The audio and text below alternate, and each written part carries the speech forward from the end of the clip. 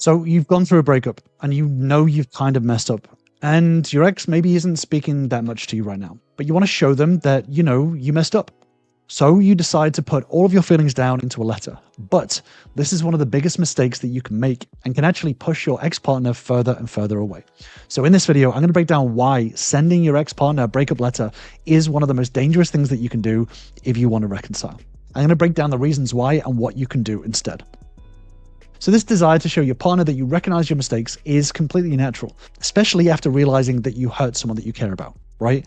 So the intent of writing the letter is normal, and it can seem like it's a good idea on the surface, but the real question is whether writing that letter is the best way to communicate this. So we're going to explore why you shouldn't be writing this letter right now. So the first main reason is that they're likely to interpret this badly. You know, in this situation, as you probably noticed, misreading your intentions is going to be very common. In a breakup, emotions are high, and your partner is likely to be looking at everything that you say through a negative lens, right? If they had a positive view of you, then the breakup is likely to have not happened, right? So even if you're trying to apologize, your partner is likely to interpret this as maybe manipulation or guilt tripping or pressure. There's also this problem of rehashing old issues that have probably already been raised to you. So a letter could be dragging your partner back into the emotional pain of the relationship without any real concrete steps forward. So if your partner is trying to move on, is trying to process their feelings, then this letter might reopen old wounds, which is not going to help either of you because there's already this negative perception of you. And this is going to create more of a cycle of back and forth. You know, if your partner reads this negatively, this could lead to defensive arguments or further misunderstandings within the relationship. And this creates a cycle of blame and defensiveness, and it pushes your partner further and further away instead of your intent, which is to foster real understanding between you both. The next big reason why you shouldn't be sending your partner a letter right now is that the letter is likely to be more about making promises, making changes, or showing off changes that you've already made. So oftentimes when people write post-breakup letters, their focus is on promises to change or listing the ways that they've improved themselves, right? The chances are that the breakup is pretty fresh and that, yes, you may have made some realizations, but change takes a long time. So making promises right now without consistent action to back it up is going to fall pretty flat with your partner. So you're likely to focus on what you're doing to improve yourself, hoping that it's going to win your partner back. But this is going to come across as really self-serving rather than genuinely caring about your partner's feelings right now. Pushing promises of change can unintentionally pressure your partner to forgive you before they're ready. And this can make them feel rushed or manipulated. You know, real change is shown through actions, not just words. So writing a long letter is going to be a lot of words that they've likely heard in bits and pieces before. The next reason why it's a huge mistake to write this letter to your partner is that there's no tone.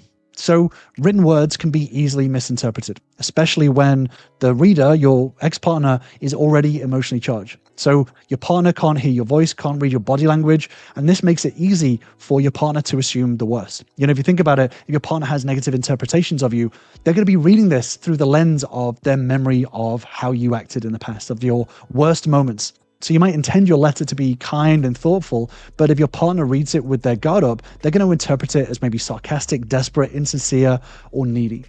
The next reason is that it can be easily faked. You know, nowadays with AI, ChatGPT or advice from ex-back coaches, it's possible to script this perfect letter, but your partner's likely to not really believe that it's you speaking.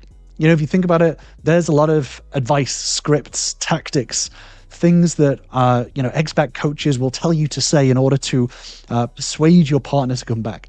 But the truth is that all of this can be really easily faked. And if your partner already has a negative interpretation of you, if your letter sounds good, even if you had the perfect words, then it's really likely to feel even more fake. And your partner is likely to wonder if you're really doing the work to actually change. You know, think about it, writing a letter can be easily done with external help. You can get 10 people to help you craft this really perfect words that sounds really good.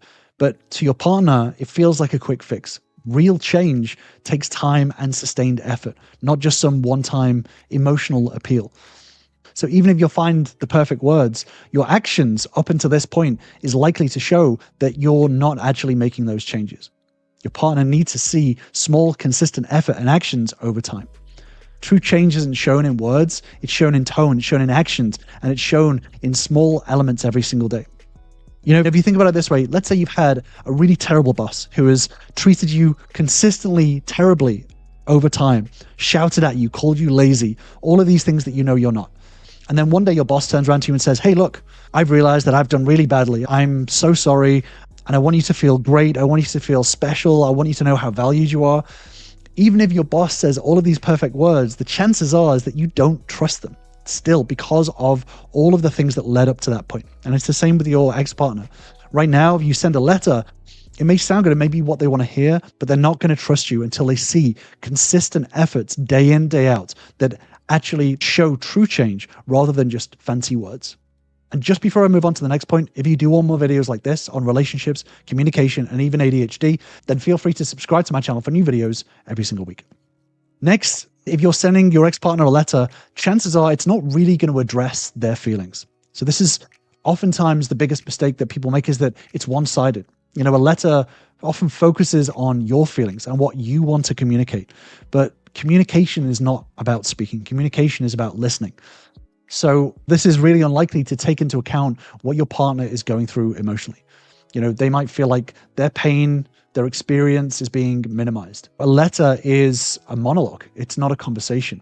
So you're speaking at your partner, not with your partner, which leaves no room for understanding, no room for listening to your partner's perspective in real time. If you think about the boss scenario, if your boss sits there and speaks to you for an hour, not listening to any feedback, not allowing any conversation from you whatsoever, it's going to feel very stifling for you to sit and listen to your boss, someone that you already have challenges with and problems with, for a whole hour. And that's kind of what this letter is likely to do. It's you being able to express what you have to say when ultimately your partner really wants to feel heard and they want to speak, they want to hear, they want to be able to communicate their side of things. You know, ultimately as people, we want to feel understood. So it's really important to understand that if you're wanting to have this conversation with your partner, a letter is the absolute worst way to do it. It is going to be giving them a lecture that they are already not wanting to hear. You know, when I start with a new member, one of the first things that they want to do is send a letter to their ex-partner. But as we go along and as we work together, they see how much things are broken down and how badly sending that initial letter would have been if they'd done it at the time. It's one thing to simply know where you've gone wrong. It's another thing to actually learn the skills and develop the skills in order to grow a relationship, not just know where you've gone wrong, but actual future steps in order to prevent this happening ever again. And this is exactly what I work on with my ultra normal members. And if you do want to join us, then join me on my free relationship bootcamp, where you'll learn the same steps and tools that all of my members have used to start repairing their relationship and turning it around. Just click on the link in the description box to get started.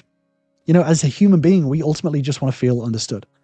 So you can logically know what the right things to say to your partner, but unless you truly understand their feelings on a deep level, your words are going to fall really flat. So a letter might show that you know what to say, but not why your partner feels the way that they do. This is why it's so crucial to learn communication skills. Your partner wants to feel heard and validated before they can trust that you have truly changed. And without some ongoing interaction, without actual communication, a letter is not going to convince them that you've gained real understanding. Because ultimately they want to see a long-term change, not just a quick fix. So time reveals true change. It's really easy to make big promises after a breakup, but long-term change is what really matters. So the likelihood is that even if you have changed over 2-3 months, 3 months is not going to repair a 12-year relationship. So seeing consistent effort and big changes over a long period of time is much more likely to rekindle feelings. You know, small, genuine actions rather than one big grand gesture and then you reverting back to where you were before. They're more likely to respond to small, authentic interactions that show that you're growing through actions, not just words. It's really hard to fake that consistency, and that's what builds trust. As your ex is likely to say, and may have even said to you before, words are very, very easy. So writing a long list of them is not really going to change much. In fact, it's likely to make it worse. Reconciling with your partner is not some complex series of scripts and manipulation tactics. It's actually very, very simple. And I've actually done a video on it, which I'll link to on the screen. But ultimately, the steps to reconcile with your partner should not be about learning the right words. It should be about learning the right actions to take in order to grow and show through your actions that you have changed. And that takes time and effort. So if you do want to learn more about that, then I'll leave you with this video here, and I'll see you over there.